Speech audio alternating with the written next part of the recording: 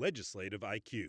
Increase your legislative intelligence with Florida's policy, budget, and campaign monitoring service. Subscribe today at legislativeiq.com.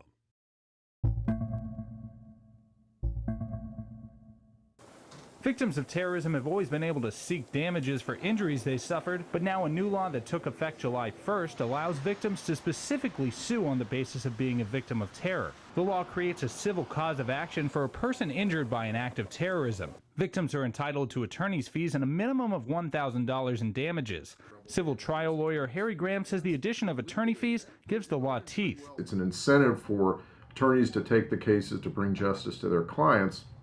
And it's also an incentive for the defendant to settle the case. The law comes a year after the Pulse nightclub shooting, which claimed 49 lives. Terrorism has a broad definition in the state of Florida, raising the question of what cases the new law will apply to.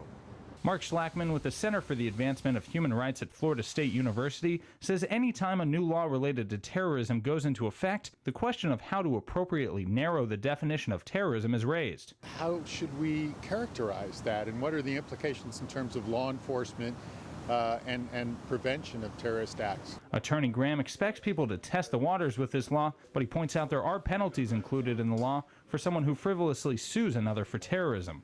They have allowed for the defendants to recover attorney's fees and costs if the case is deemed frivolous. Although Graham believes the new law won't be used often, he says when it's properly invoked, it'll have more teeth than previous options available to victims. In Tallahassee, I'm Jake Stofan.